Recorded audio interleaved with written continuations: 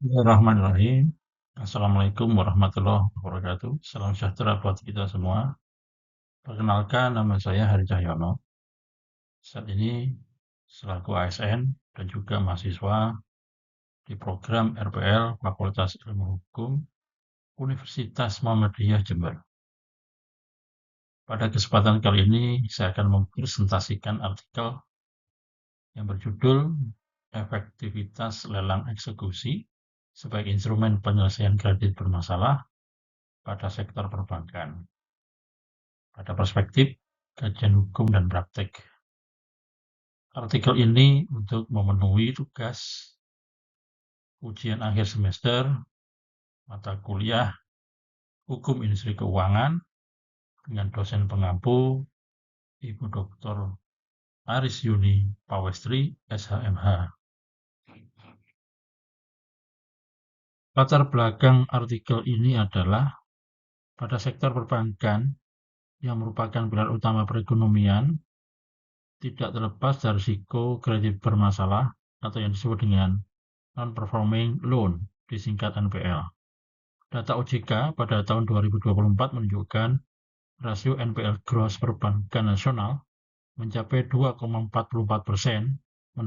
mendekati ambang batas 5%. Untuk mengatasi NPL tersebut, lelang eksekusi jaminan yang dilaksanakan oleh Kantor Pelayanan Kekayaan Negara dan Lelang (KPKNL) menjadi instrumen penyelesaian yang efektif. Prosedur ini didukung oleh landasan hukum yang kuat seperti Undang-Undang Nomor 4 Tahun 1996 tentang hak tanggungan dan PMK Nomor 213/PMK.06/2020. Meskipun demikian, pelaksananya sering menghadapi tantangan, termasuk keberatan dari debitor dan minimnya partisipasi peserta lelang. Oleh karena itu, rumusan masalah pada artikel ini adalah apa dasar hukum pelaksanaan lelang eksekusi jaminan kredit macet. Yang kedua adalah bagaimana mekanisme pelaksanaan lelang melalui KPKNL. Dan yang ketiga, apa hambatan dan solusi dalam pelaksanaannya. Baiklah, berikut ini adalah konsep kredit dan risiko kredit. Kredit adalah penyediaan dana oleh bank kepada peminjam yang harus dilunasi beserta bunga. Meskipun menjadi inti aktivitas perbankan, pemberian kredit senantiasa disertai risiko gagal bayar atau yang kita sebut NPL. Hal-hal yang berpengaruh terhadap gagal bayar tersebut ada dua, yakni faktor internal dan faktor eksternal. Kredit macet bisa dipicu oleh mismanagement atau moral hazard dari pihak debitur sendiri. Sementara faktor eksternal seperti krisis ekonomi dan fluktuasi pasar juga dapat memicu NPL.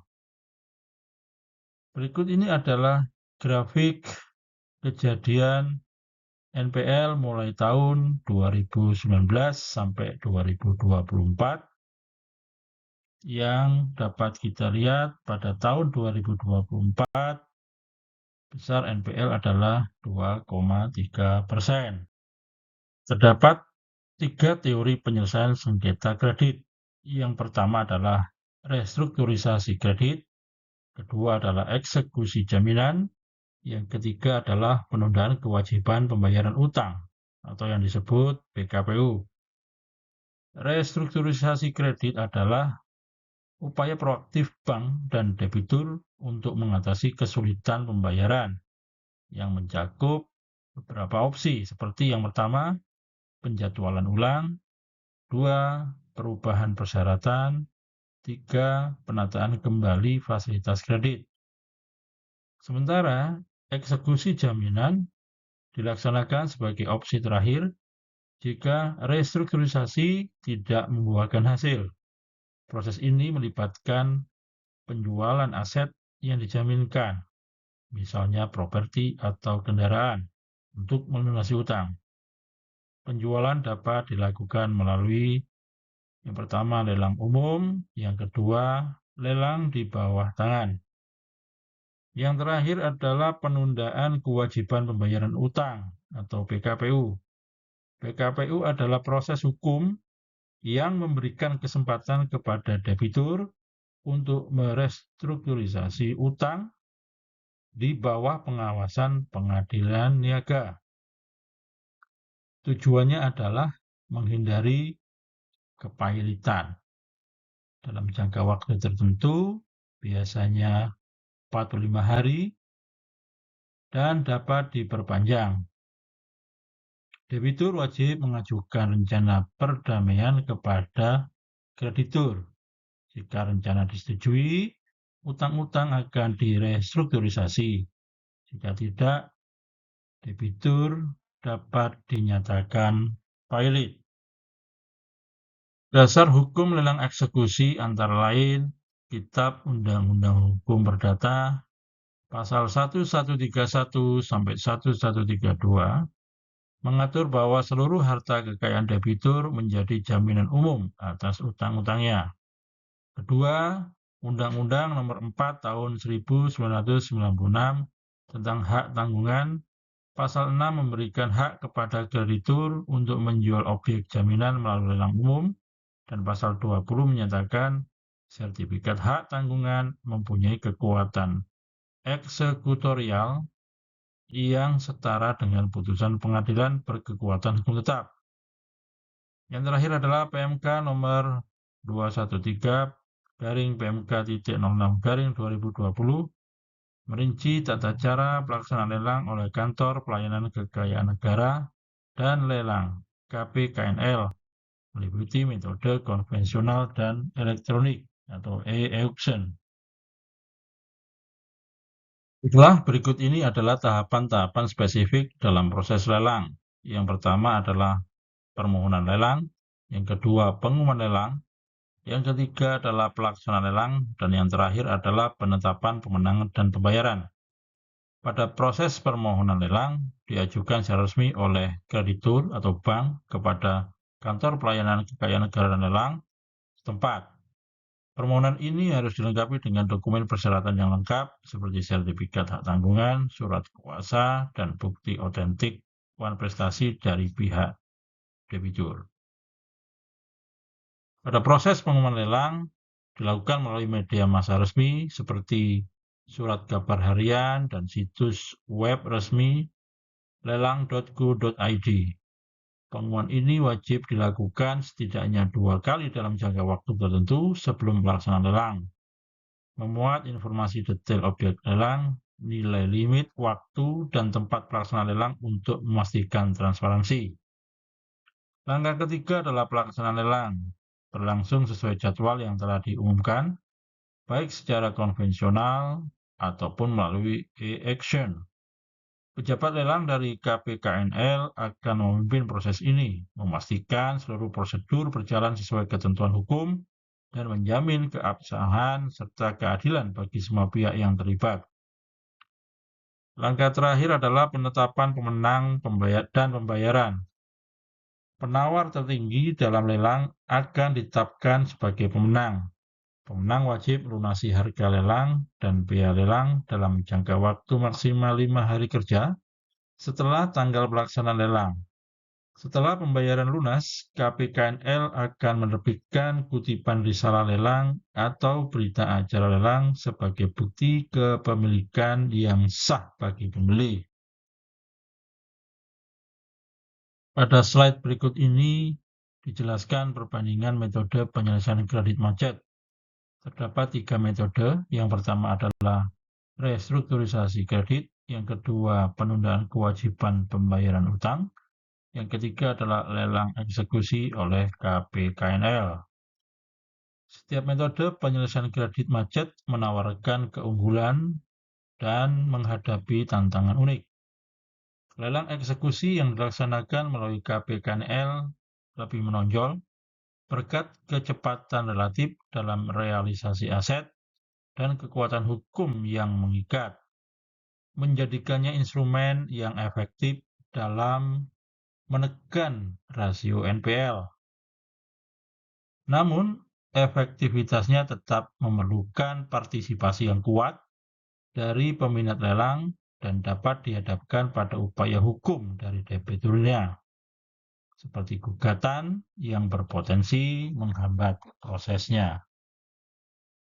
Baiklah, berikut ini akan dipaparkan beberapa studi kasus perbankan dan hambatannya. Yang pertama adalah Bank BRI pada tahun 2020 melelang 120 objek agunan senilai 450 miliar rupiah. Kendalanya adalah minat peserta rendah dan gugatan oleh debitur. Demikian juga dengan Bank Mandiri pada tahun 2021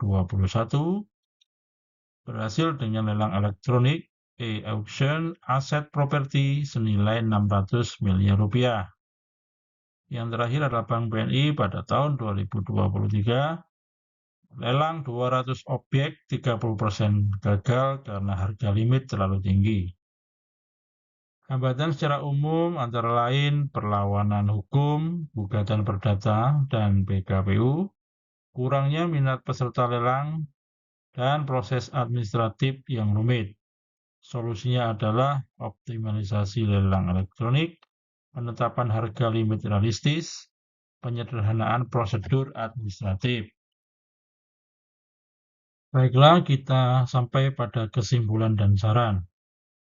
Lelang eksekusi dengan landasan hukum yang kuat seperti Undang-Undang Nomor 4 Tahun 1996 tentang hak tanggungan dan mekanisme yang semakin modern melalui e-auction KPKNL. Terbukti efektif dalam memulihkan kredit bermasalah. Namun, implementasinya masih menghadapi tantangan yang serius, terutama perlawanan hukum dari debitur, rendahnya minat partisipasi peserta lelang, serta kompleksitas administratif yang dapat menghambat proses. Oleh karena itu, saran konkret yang dapat diberikan yang pertama adalah untuk regulator yaitu DJKN dan Kemenkeu perlu menyederhanakan prosedur administratif dalam PMK nomor 213/PMK.06/2020 serta memperkuat regulasi untuk memitigasi gugatan perdata yang sering diajukan debitur. Untuk perbankan harus lebih aktif menerapkan strategi penetapan harga limit yang lebih realistis berdasarkan analisis pasar mendalam dan meningkatkan publikasi lelang secara masif melalui berbagai kanal digital dan fisik untuk menarik lebih banyak peminat. Terakhir, untuk masyarakat, penting untuk meningkatkan literasi hukum dan pemahaman mengenai proses lelang eksekusi guna mengurangi misinformasi dan potensi konflik atau gugatan hukum yang tidak perlu. Demikian paparan yang dapat saya sampaikan. Semoga bermanfaat buat kita semua. Sekali lagi saya ucapkan terima kasih kepada semua pihak yang terus serta mensukseskan pemaparan artikel ini, terutama kepada dosen pengampu, kepada Fakultas Ilmu Hukum Universitas Muhammadiyah Jember. Semoga mendapat barokah ilmuwan bagi kita semua. Terima kasih. Assalamualaikum warahmatullahi wabarakatuh.